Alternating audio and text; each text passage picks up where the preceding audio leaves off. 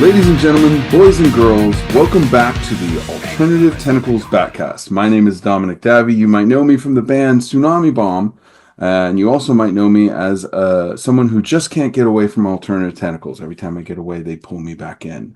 And now I am here again for another episode of the bATcast, and today I am very excited to present Redshift. Thank you all so very much for making time to talk to me. Absolutely. Great to see you, Dom. Yeah, it's great to have you guys on here. Congratulations on the release of the brand new album, Chaos is Planned. It's incredible.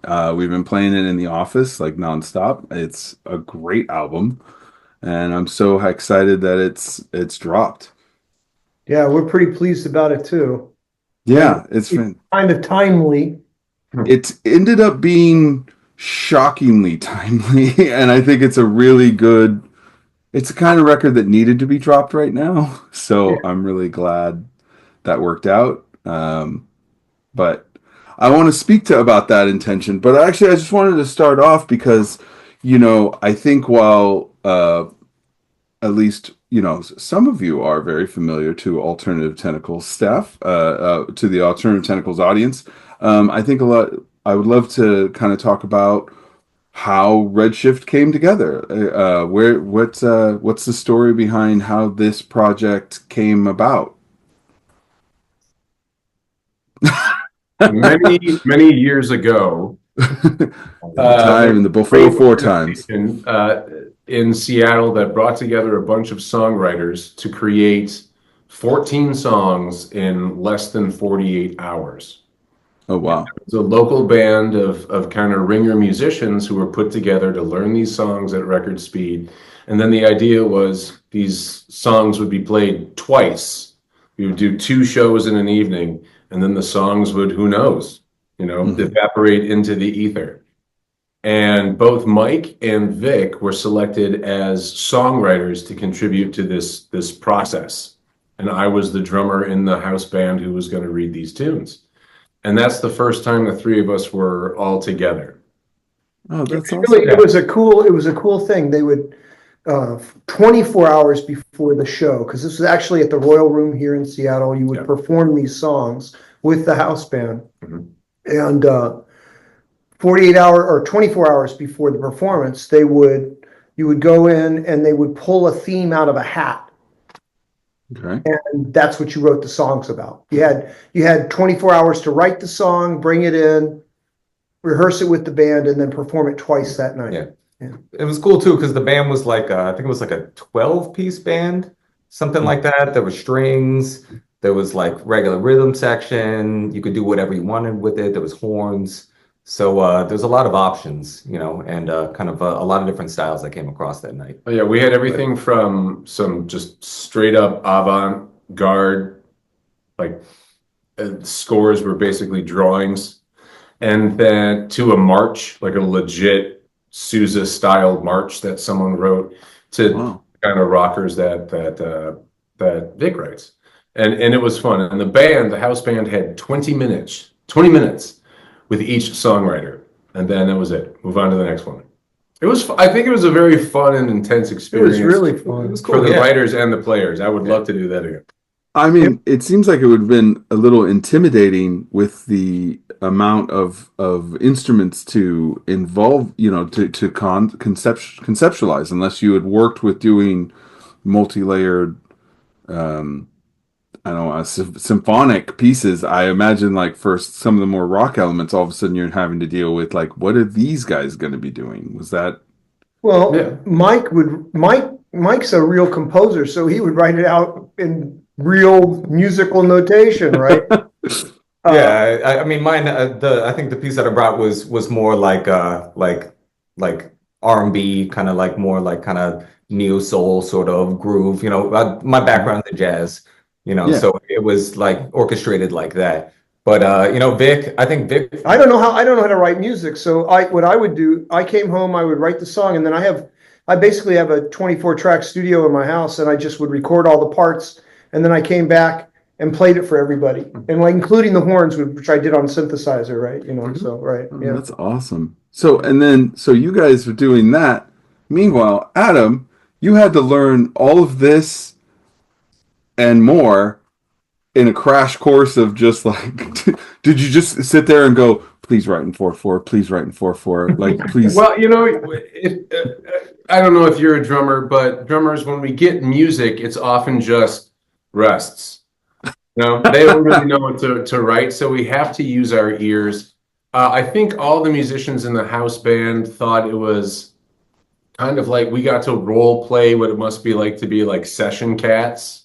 Oh yeah, that's Like exactly what you LA did. or Nashville, where they're like, we got another song, we got 10 minutes, let's make it a hit. And so we all just kind of rose to the occasion. There was a lot of caffeine involved all day long. And you know, when we had questions, we asked them, and then we just moved on. No one came in with something that was so incredibly complex that we said, I don't think this is going to fly. In fact, sometimes it was the opposite direction. The musicians were able to contribute and add their own things to the pieces. So, but it was fun. It was it's a pressure cooker. You just take notes. What an amazing thing to have been a part of. I agree. That sounds amazing. So, but obviously it was successful, and it's pretty clear, Adam, which ones were your favorite songs, since a whole band kind of rose out of that. Yeah, I wish I could say that it was because of my desire, but no, actually later on got contacted by this fellow. And Yeah. Well, and it was funny then too, because like I think it was maybe like a year later or something like that.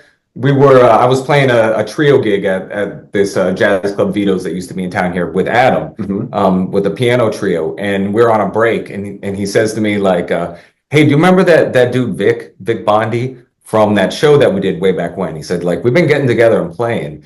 You should come play with us sometime." And I was like, "Well, I don't know. I don't know if it's really if I'll fit in. You know, it's like it's not really my background." He was like, "No, come down and let's play." And then we linked up again. Me and Vic linked up on this other kind of theater thing, and he was like, "Come over and we'll go to Adams and we'll play." Got together. Vic just was like, "Let's play surf music. Let's do it. Do you know surf music?" And I was like, "Well, I guess so, you know." So we just started, and then we wrote, like 3 tunes that first day. Yeah, in the basement, Yeah. Anthem, no, that was the first song. Yeah, it was that Orion, and then Orion, it was from them too. something else too. Yeah. And Pretty so wild. here's what happened with the character of the band. You've got Vic as this songwriter who's writing surf music, but of course it's filtered through all of his other musical experiences. So it doesn't just come out like your traditional, let's all wear matching Hawaiian shirts kind of sound music. I have to admit, when we got the initial pitch before I heard it, I was like, "Oh, interesting," and then I was like, "Oh, yeah, this does make sense." Yeah. And so Mike and I, being a bass player and a drummer, we're kind of like, our job is to kind of create this lovely cradle for whatever the people that we're supporting are doing. So instead of sticking to more traditional sounding surf bass lines, 1/5, 1/5, or pretty kind of anemic surf drum parts, we had to find a way to match Vic's intensity and vitriol, and yet kind of keep it swinging and moving in this surf vibe that he was going for. And so that's where I think the sound came from. Our natural response to want to match his natural inclinations.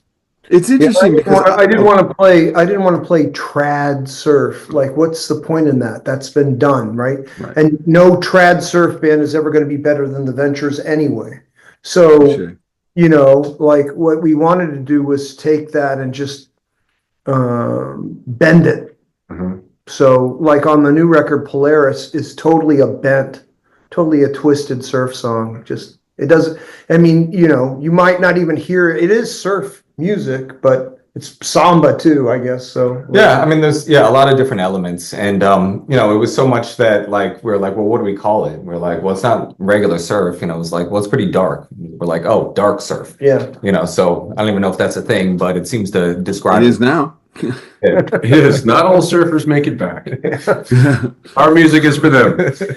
You guys represent the riptide. I mean, I will say, like, surfing is the hardest sport in the world. Like, when I was a kid in Pensacola, man, getting your head rammed into the ocean floor at 25 miles an hour, it's not really a good day. No. No, I love surfing. My mother grew up in Laguna Beach and was an absolute surfer girl. House band was Dick Dale, and she grew up in that scene completely. And it so there was always a lot of classic surf music in the house. And I have to admit, like, yeah, it's hard. You can hear a lot of really cool stuff, but it's hard to top the Ventures, and it seems like everybody's chasing that. And what I really liked about you guys was you were acknowledging that, like, this is a starting point for us. We really like surf, but then we're taking it into a really creative direction. And I saw all the one sheets and the bios and the things that you guys written about, both Mike and Adam's, uh, you know, uh, background. But then when I saw you perform, and I saw, because I've seen you in a bunch of different projects now at this point, throughout, and I definitely have heard a lot of the work you've done over the years. But it was really interesting to see you in this particular context and to see it's such a cheesy statement to say, oh, they play with a certain amount of intention. I was like, yeah, well, so does everybody. Everyone's intending to play. But it was a certain approach that you guys both had behind Vic that was definitely, you could tell it wasn't just like, we're a bunch of hardcore guys, we're gonna dial it, which is nothing wrong with that. But it was interesting to see what you guys were bringing to the table, and it was really while I've listened to it and I loved it and everything, and it came across, it was definitely a whole nother level when I saw you guys perform live. And I was like, oh wow, okay. I really see it. And I do think that carries over in this particular collection. This album, I think, has a lot of those same signifiers. And I think you've only gotten better at expressing that in the songs. These songs seem to articulate that best of all. And I feel like, when you say, like I said, when you say stuff in contention, it sounds so pretentious, but I did see that was my response to it. When the things I talked to Jello about after watching you guys, I was like, damn, those guys can really fucking play, so it was really impressive. Yeah, I mean, one of the things that, like, I personally said when we first started working is, like, I'm not trying to be like a poser, and I'm not trying to like pretend to be something that I'm not. And I just want to find a way to work under, kind of Vic's ideas and Adam's ideas and meld something that is true to us. You got a lot of these songs you brought in, so like they're, typically the way this band works is we'll jam, we'll bring in riffs, we'll bring in parts of songs. They're usually, I don't think we've ever brought in a fully formed song, and we'll bring in parts of songs, and then the three of us will put it together, which is the collaborative piece is the piece that I like anyway. That's pretty great. That and the fact that if I'm going to keep up with these guys, I have to play guitar well. So that's yeah. I mean, it succeeds. It's an incredible band, and the album's incredible. But so that's how you came together, and how there's this dark surf, hardcore, jazz infused punk rock opus band out of Seattle. But like, okay, so next, where did Redshift come from? How did that become the name? Well, the name came from the astronomy. So, because I like a lot of astronomy. So, the name came from redshift in astronomy is the phenomena of when galaxies are moving away from you. When galaxies are moving towards you, they shift blue in color. When they're moving away from you, they shift red because the light spectrum is the same as the sound spectrum. You have this experience of a car that goes from far away, close to you, and then away goes. Yeah.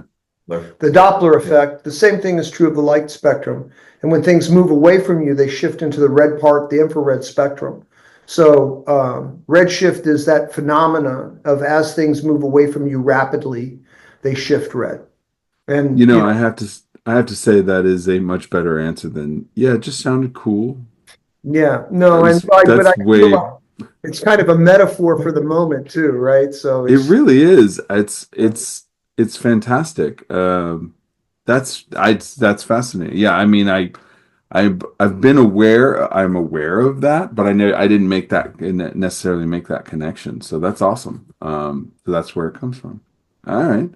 So here you are, and you guys kind of came together. This kind of came together at like what, 2022? It seemed like is when it started, or It was right 2021, before the pandemic. Right before the right We started to before. play right before the pandemic, Mhm. and then just as we're kind of deciding what we want to do, we got rugged like everyone else, and Yeah, had to kind of figure out what to do next. In fact, I want to say that it was maybe the fall of 2018.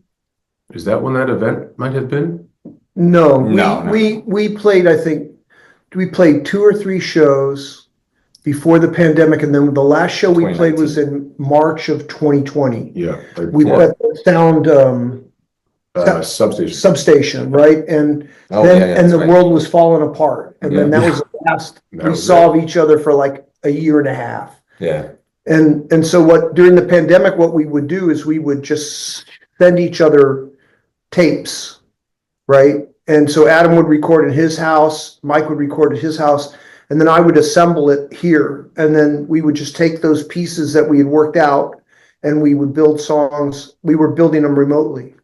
that's amazing.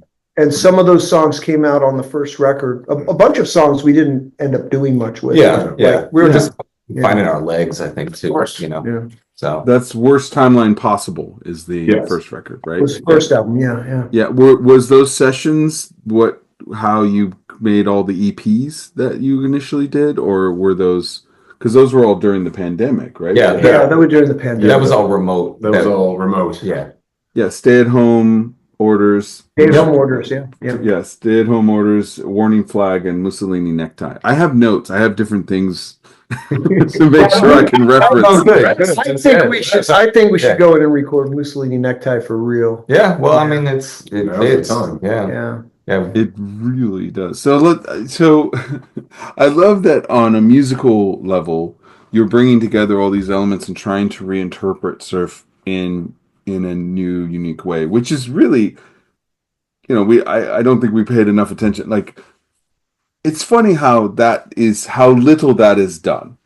How rare it is for surf bands to really try and blaze a trail. It's kind of like, it's no diss on surf bands that exist, because I've seen a lot of great ones and I've had a lot of fun being at surf band shows. It's kind of like rockabilly and psychobilly. It's kind of like sort of settled into this thing, and that's what everybody looks for. There are certain, if I can interrupt, there are certain genres that I think innately have a very high interest in preserving their traditions, like groups, bluegrass, for example, and many others. I think that some of these niche groups, these niche genres, are also kind of married to the tradition. Yeah, That's just part of the pathos of that genre and the people who are into that stuff. Whereas other groups, well, other things, they're anything goes. There are a lot of surf bands though that are pushing the boundaries, right? Like there's this band from France, the Irradiates. They are fucking rad surf band. And then there's tonight I'm gonna go see Surfer Joe. He's this Italian guy and he plays some pretty good surf music, really great surf music. So there are bands that are pushing hard on the genre and making it bend a little bit. It's good. that's great, and it's cool to hear, and it's great having you guys be one of them. So what brought you around to Alternative Tentacles? Like, I know, obviously, Vic, you have a history with Alternative Tentacles and Jello, but what was the moment that, where was the space there that made you guys go, oh, let's try that crazy label for this? It's a great label. It's a well-known label. The bands on the label rather are bands that we liked, including like local, international local bands like Culture Shock up here in Seattle, Like our Washington. friends, yeah. It's hard to call them a Seattle band, really. Yeah. But They are, but yeah, they are, see what you mean. yeah. But And if you know, you know. You'll go look them up if you don't. They're amazing. And so I think just the idea that this could even be a possibility because of it already being part of Vic's history and and all that. It's a great label. It's a great name to associate yourself with, and there are other great musicians associated with it. So just knowing that it was a possibility, I think, really enabled Mike to get really excited about it. Actually, he was Oh yeah. he was Well, one of the big pushers for it. So well, for sure. Yeah. Whenever I heard that there was the prospect that, we could work together, I was kind of blown away, and like what an incredible honor, to be able to bring our music and to have you guys, support us like that. It's just super cool and like a dream, I mean, I can't think of very many other things that I would say that honestly. And it's just been super cool. Y'all are awesome. And to be like on, in the same space as so many other amazing bands, historically speaking, it was a real treat. And Vic, I mean, I don't know, he definitely is somebody that has a history with you guys too. So it was cool to be able to be brought in. Well, you guys are the survivors, right? Like the original, 82, 81, 82 band rock labels or punk labels that formed in that time. Discord, you guys, Epitaph, which actually comes later. I mean, those are the only three survivors, and there were 10,000 labels, So many. while there. I mean, we tried our own in Chicago. We did Wasteland Records. We did like, I don't know, 3 records Wasteland did, and Version Sound and Touch and Go, and there were so many labels that made a run at it. But there's only a few from that period that are still alive and pushing new music, which is the other thing that's pretty great. So yeah, it's great to be back on AT. Yeah, I kind of have a similar relationship to AT that you do, Vic, where, I've now been working with the label. I'm an artist on the label. I know the ups and downs of the label, but at the same time, I was a fan of this label for a very long time, and there are moments when I turn over the record, at a show or something as I'm selling it, and I see the logo on the back, and it still hits in the same way of just like, man, it's so, I feel so fortunate to be a part of it. And you definitely feel the weight of it, especially as you're trying, like those of us now, working at the label, you feel the weight of, this is an incredible label that has just survived against all odds. And you're just trying, you're doing everything to rebuild and reorganize and make sure it functions correctly and can move forward properly. And you try to move that needle while still staying true to what Alternative Tentacles is and what Jello Biafra and the rest of the Dead Kennedys at the time intended it to be. But I will say it's been interesting. One of the things I've always loved and respected about Alternative Tentacles is where so many companies in the world are very careful about where they place their stance or how they present themselves. And even when they do commit to a political stance, they are careful. Alternative Tentacles does not give a fuck. And I really have always appreciated that. And it definitely aligns with a lot of the messaging, of how you guys have been so unapologetically political. And it's cool because I feel like that's starting to happen. It was starting to happen even before the most recent events of Trump taking over for a second time in his presidency. We've gotten a really amazing, as far as Alternative Tentacles perspective, it's been really amazing because all of a sudden we've had this explosion.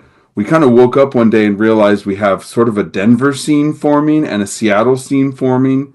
As far as Seattle, it's you guys, it's Culture Shock, Sandwriter, and now the Darts are mostly located there. They've kind of moved from Arizona to that neck of the woods, to Seattle, to Washington. So it's really interesting. And then in Denver, you have Wheelchair Sports Camp, and you have Dead Pioneers. And I'm really excited to start seeing all the bands starting to play with each other.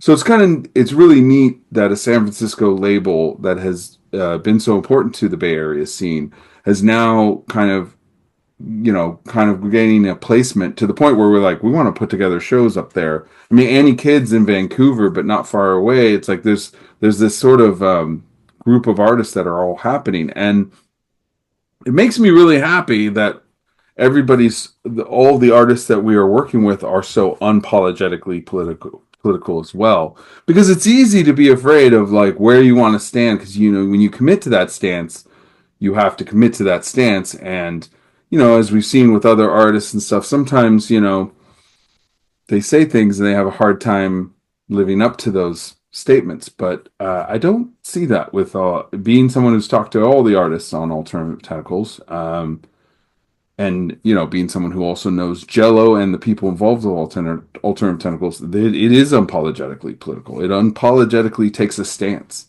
And this album you guys clearly wrote for years coming up, and now it's out, and it sounds like you just wrote it yesterday and dropped it, now as everything's going on. Like, how do you guys feel about that? Like, where's your, what is your take on that? Is you worked on the songs all the way along, and then now you have it, and it seems like this is like the perfect punk rock, dark surf, hardcore jazz record to come out in January 20th. Moment, right? It's a stroke of bad luck. You're like, we didn't want to be right. We don't want it to fit the time. It's an odd way, but it does. For sure. It does. Yeah. Okay. I mean, this stuff was.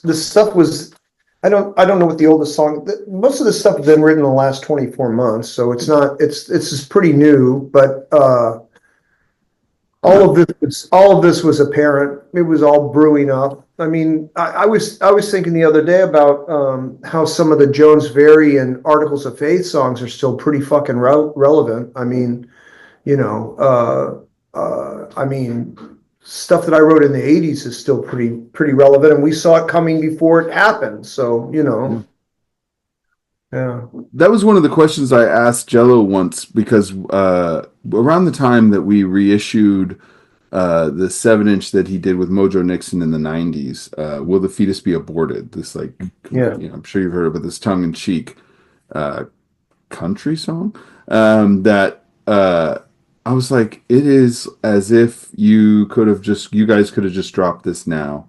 I was like, do you ever feel, and I asked him, I was like, do you ever feel frustrated that so many of the things that you were talking about within the Dead Kennedys and later, as like, these are still the things you're fighting against? And he's like, yeah, all the fucking time, Dominic. Yeah. I'll second that, man. Like, I've been doing this for 40 years, and I mean, the situation now is demonstrably worse than anything I've experienced in my lifetime. I just can't get over it. So I don't know, it is very humbling if you've been saying all along, hey, these guys are fucked up. I was saying that about Reagan. Trump is 10 times worse, Yeah. Which it's an absolute. It's pretty depressing that the world is not substantially and demonstrably better. But I will say, like, there's a lot of things that are a lot better, like less homophobia. I mean, I know this stuff is because the right-wing guys, they have control of a lot of media centers, and they shout all the time on social media. It makes it seem worse than it is. But the world is more tolerant of a variety of sexual identities and gender identities. The world is more tolerant of a variety of talents and abilities from people in a number of different places. The world is broadly, if you go travel abroad, the world is broadly more equitable, right? Like, we don't have military juntas currently in Central America killing nuns, right? So, they may be coming back, but like, we don't right now. So there is a lot of stuff that is going better, know. And maybe we got to leverage that for the future. It's not all dismal and wrong. In fact, sometimes I'm thinking, especially now with this guy, I'm just thinking his failures are going to be so manifest, and his incompetence and their stupidity is just so overt now and so on display that at a certain point this flips, right? At a certain point, people are like, fuck this. Historically, that has been the trend. Like, Yeah. when it goes too far, it's just suddenly becomes obvious even to the most, hard to reach people. It is frustrating but you also look at historically. I was always surprised one time. I was reading this historical article, and it said that during the civil rights movement, the majority of the South, without a question, supported civil rights long before civil rights were finally granted. And in fact, it was just a majority for so long that it became absurd for those who were in power to continue to hold on to that as they catered to the most extreme who supported that. And that's why they catered to it, because that was, what people trying to hold on to that. But I always wonder if that's what we're seeing even now, is that resistant storm of bullshit where it gets worse. And then, despite what the majority, because I agree with you, Vic, I read the numbers, I talk to people, I've traveled around, I've seen these people. It is better in so many ways, but then yet again, this small group of people seem to resist that so much, and want to hold out against it so much, and you can't. They're just going to push people more into it. Yet you still have a groundswell of support for the shitstorm before it improves it. You move the needle again, and that's what's been so disheartening to see. you Yeah. know I'm waiting for the fever to break. We will see. yeah, it's tough. I you know it's weird, even in the comments of Alternative Tentacles. You see people who get mad, and you're always wondering, like, did you get lost? Yeah. For Are real. you lost? Oh Because yeah, they'll yeah. sit there. Rage Against the Machine is a political band? What? Yeah, it's kind of like that. They're like, "Oh, it's sad to see Jello just become a left-wing woke socialist." And I was like, "What the fuck have you been, you dipshit?" I mean, we don't respond to that. Jello said something to me that I have really taken. I mean, it's a bit of a narcissistic statement, but it's also a good statement for anyone who's in the public eye. And I've said this to some other people. I had, when Greg was on the show from Dead Pioneers, we talked about this, because he's been in the public eye himself, but the band has now been launched in the public eye, and then he'll see certain things where people will be like, if you don't like it, go back to where you come from. Motherfucker's Native American, guys. I don't know. He can't wear it more on his sleeve. I don't know where you expect him to go. Maybe you should go home. But do that's a disheartening statement. But what Jello was saying was like, I don't care what they say in the comments. I don't care. We're not blocking anybody unless we actually, there's no other choice, we have to, because he's like, this isn't a discourse. I say whatever I'm going to say, and Alternative Tentacles is going to say whatever it's going to say. And if you hate it, it's definitely for you. And you can rage in the comments all you want. Say whatever you want. I'm not talking to you. I didn't follow you. You followed me. So you have to listen to me. And now I'm going to move on. And you're going to sit there and scream into the void. He's like, don't fight with anybody. Barely pay attention. It doesn't matter what they say. Let them call me names. I don't care. I didn't follow that dipshit, but that dipshit needs to pay attention, because maybe one day he'll see something and go, I've been a dipshit. And that's the thing I try to remember too. It's like, If you come from a conservative background like I did, uh, what is also a reason for optimism is a lot of people I know who were conservative in the 80s are not conservative today. Like my dad, before he died, he made a full ideological shift to the left, right? And other people from my background did the same thing. They did the full ideological shift to the left because over here there's a future. Like I don't know what Elon Musk thinks the future is, but it's horrific. It's him and robots, right? Whereas on the left it was always about we're broadening the capacity for all of the talents of all of the people that are on this planet to express themselves, right? That's the future, where everybody has a shot, everybody has an opportunity, everybody finds a place, right? It's very inclusive, right? This is why they're trying to legally outlaw it. No more DEI. It's inevitable that people are going to want to have full range of expression. And what I see from my conservative background is a lot of people embrace that future over the last 40 years. And I know that's true in your space too, right? So Yeah. I mean, we were just talking earlier today just about, I was saying how my pop came up in the church, and he actually got ordained, went to seminary, and I spent a lot of time, he was ordained Southern Baptist, and then worked in the Pentecostal church for a minute. And my mother's family is Roman Catholic, kind of a weird mix. But, I spent a lot of time in church, but I've seen that shift even with my father, realizing just the issues and the problems and the inconsistencies in organized religion. To this point, he still believes what he believes, but he doesn't go to a church anymore.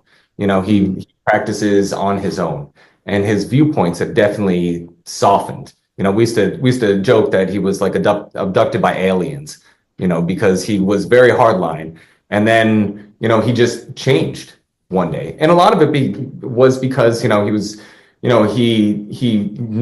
was exposed to people that I grew up with and friends of mine who were of different racial backgrounds, were of different like gender identities, were just they were like gay and they didn't care, which was something that my father had a lot of difficulty accepting, being from that kind of Christian background.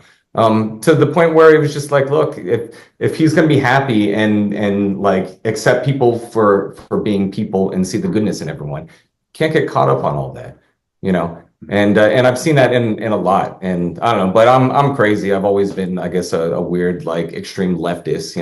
I think we should, provide for everyone, even the people that I don't like. I think they should have like healthcare and be happy and have nutritious food and education. And and I think that's what makes a society good, and that's what makes everything work on this planet, because we're all stuck here together, and then eventually we might like each other. yeah, So, and that's very well said. no billionaires, no 100%. billionaires. Yeah. It really doesn't need to be No. any billionaires. They tax people the right way, like they used to. Even they barely did, but they did. At least that helped. But now, Yeah. I don't know.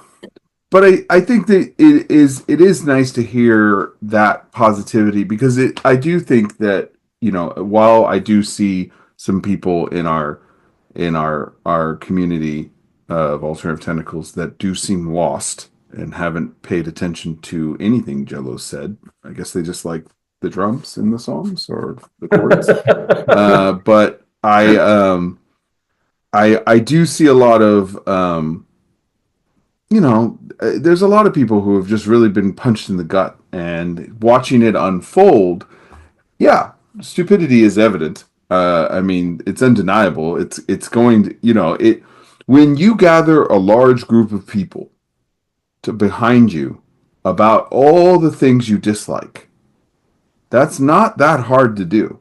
There's a lot, it's way easier for all of us to agree on things we hate. And frankly, if you strip down down to the complaints itself, some of those concerns that the MAGA and that has come to represent are not that all unreasonable. However, there's plenty that are. But you get into the difficulty of, you fired all these people up about what they hate, but they will never agree on how to fix it. Yeah. They'll never agree on a solution. And you promise these solutions, and they're not. I mean, the best stroke you have is to try and fire all the FBI agents that investigated you. You're gonna to demand all the blame a flight crash on DEI hiring, and then you're going to change the name of the Gulf of Mexico and insist that everybody listens to it. I was like, these are your solutions. These are the things. Sure, you can drop out of the Paris Accord, but that's not going to last. Like nobody's gonna. That's just those are It's the still gonna get warm. Yeah. yeah, it's just, I mean, it's so disheartening to watch it unfold, but I think at a certain point, like as you guys both addressed with your conservative, relatives and what you have seen in your own little community, in your own communities, there eventually comes a shift where you're like, this is insane. Wait a minute. This is too much. Gravity is gravity. These guys are standing on thin air, so sooner or later gravity is going to drop on them. Well, oh, go ahead. No, go ahead. I was just gonna say, in the end, I feel bad for all the people, like the people that got duped and fell for this, because all it is, it seems to me, is just it's all distraction. It's like, they're pulling all this like culture war bullshit and all this stuff like that to really just get everyone to not focus on all the grift and the destruction that's going on like behind the scenes or off to the side. And it's easier to just have people fight each other, than to have people actually pay attention. And then, because then you got to care, if you kind of remove the outrage like that, then you have to kind of say, well, what's next? And I just feel bad for people like that. And I hope that we can, as a country, eventually find some kind of way. I mean, I don't know, there's some things that like you can't be tolerant of everything, Right. I mean, and I fundamentally believe that, but most things, like if people can just find a way to kind of come off it and see each other as people and respect each other, and see each other as humans. But I don't know, that's my take. So I've tried to push a lot and suggest really think about, to those that I have encountered in my life that are despairing. I've tried to go, look, there's some things you can't do anything about. Like, sometimes you have to let a kid touch a fire, to know that it's hot. And sometimes apparently America needs to touch the flame again to see for sure. And you can't do anything about that. But what you can do is the community that you are in and how you make that space safer and better and stronger. And there are so many people on the same page, that are just trying to come to terms with what they just watched unfold and what we are currently seeing. And I think there's a lot of hope there, like you guys are saying. That's the path forward, because that's one of the questions I've been talking to musicians about on the bATcast. It's like, what's next? What should people do? What should people? Where should they go with this? But I think you as you just said, I think the articulation is not. Don't despair. Look a little closer in at the community around you and focus on that. What we're counting on is this is the last gasp of a dying way of thinking about the world. And hopefully it's gone fast. Yeah. And then we can get on with the business of building a better future.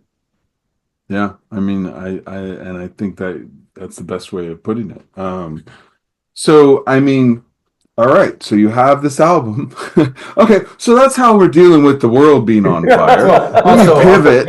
we gotta stomp all that Nazi shit out. Yeah. Nazi, Yeah. For real. yeah, everything in a Nazi pan burns. Yeah. So I really felt like I will say this one last thing. I was a little surprised. Like I always knew, like growing up, there were some Nazis that would come to shows, and there were people who participated in that ridiculousness. But I kind of thought the majority of us had kind of agreed what the stance on Nazis were, and to see like I'm just like, did you guys not play Duke Nukem? Did you not watch any?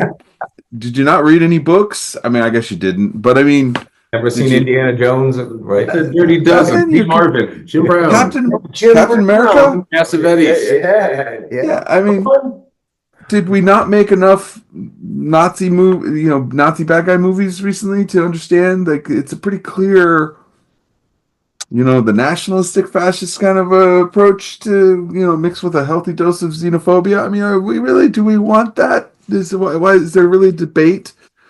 Is a but little all these guys are disheartening. they're not, a lot of these guys are not super bright, right? Like, I mean, Articles of Faith were fighting Nazis in the 80s that would come to our shows. So, and to a man, they were pretty dumb motherfuckers. So like, there's some sinister super Nazis, Stephen Miller. There are some sinister super Nazis out there, but a lot of these guys are just dumb, lost motherfuckers, And rather cowardly. When you see the Yeah. pictures Yeah. of the mobs, they're Yeah. wearing masks, they're Yeah. wearing balaclavas, For sure. they're embarrassed by the fact that they're taking part in this as they are taking part in it. Yeah.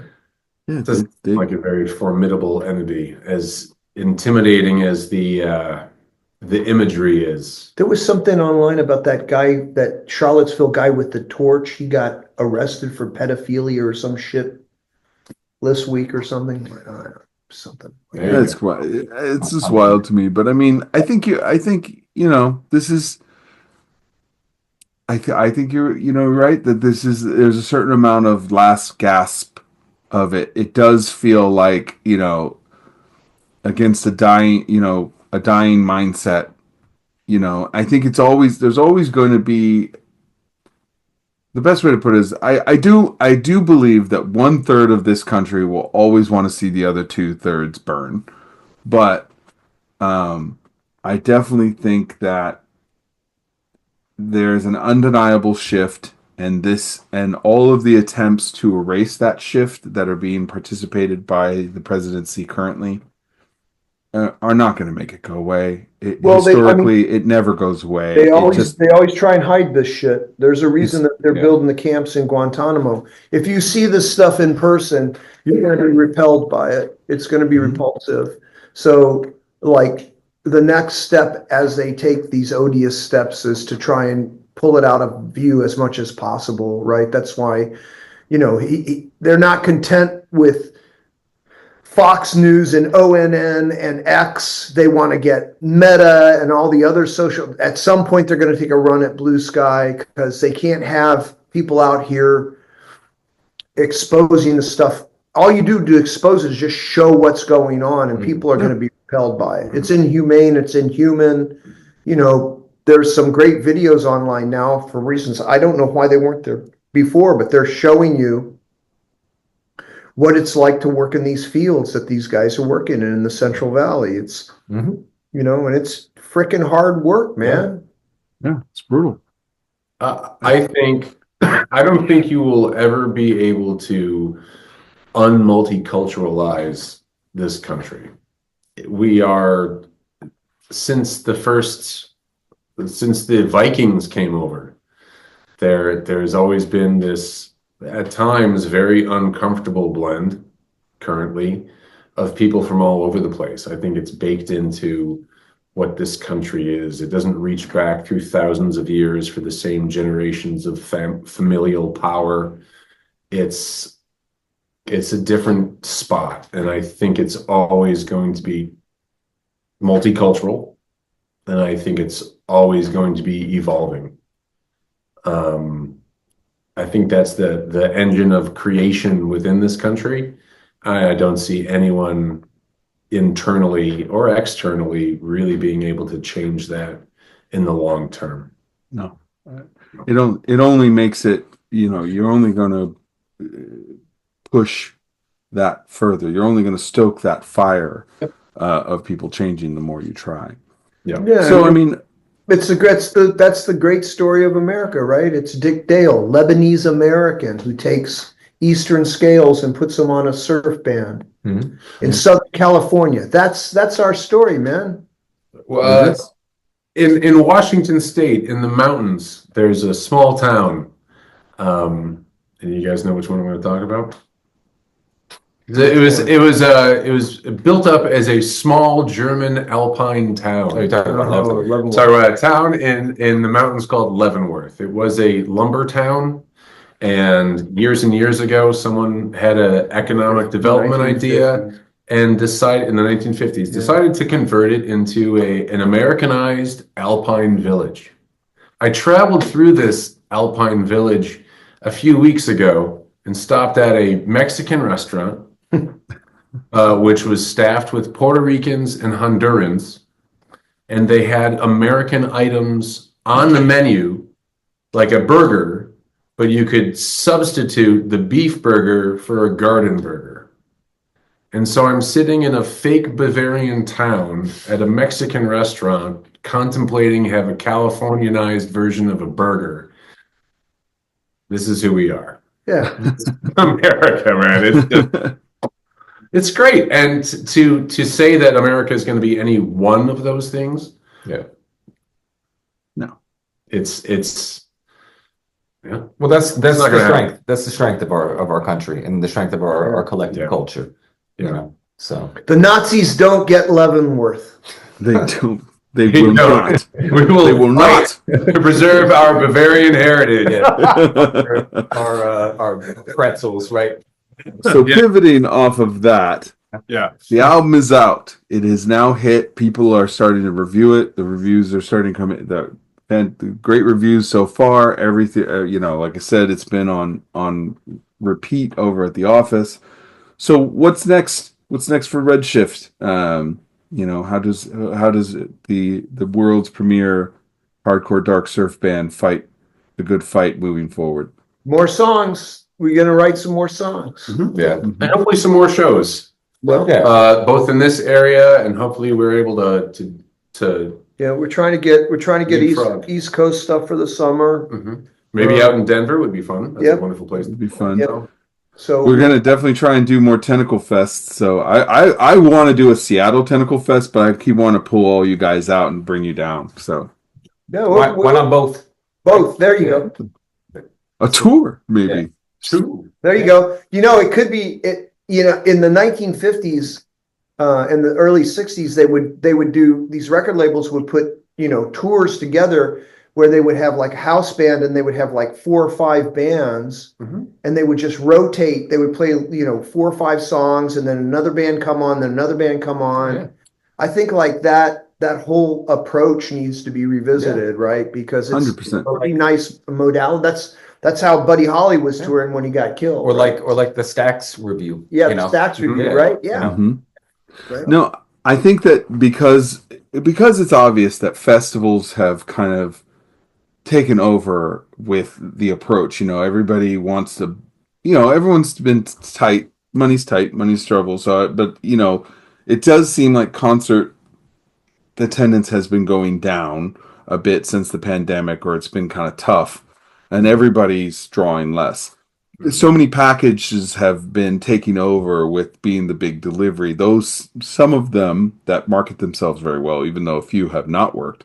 It seemed to be what's doing well. I 100% agree that that's something that I want AT to move towards, is package tours where, we work with a booking agent to book a tour and let people come in and on it as it winds around, and people come in and out, and share a backline and just make it easy.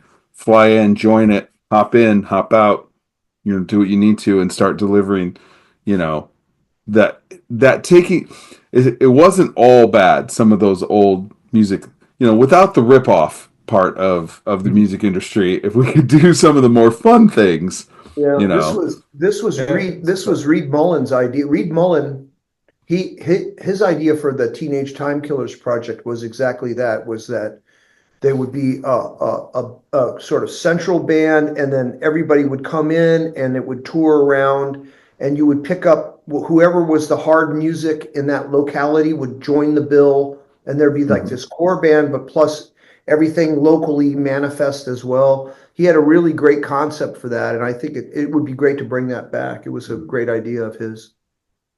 Well, guys, I can't thank you enough for making the time to talk to me today. I'm really excited about your album. I'm really excited about your band. I can't wait to work with you more. And I'm looking forward to getting to actually perform with you at some point here. I really look forward to it. And I can't thank you enough for, you know, bringing what you're doing to Alternative Tentacles. I think it's amazing work. I'm excited to see where it goes. I think it stands, shoulder to shoulder to some of the most classic releases we've done, and I'm really excited to have you guys a part of it. So thank you so much for being here, and I just look forward to more. So thank you. Oh, appreciate it so much, for sure. Yeah. Thank you, All Dom. right. That's it. Thanks for all you do. Everyone, please check out Redshift. Their latest album, Chaos is Planned, is out on Alternative Tentacles. Thank you so much for being here. We will definitely be back. Look for Redshift playing shows around the Northwest and looks like East Coast this year, and a lot. We'll definitely have Tentacle Fest happening. So thank you so much for tuning in, and I'll see you next time. This is the Alternative Tentacle bATcast. My name is Dominic. This is Redshift, and we will see you next time. Thanks. Thank you.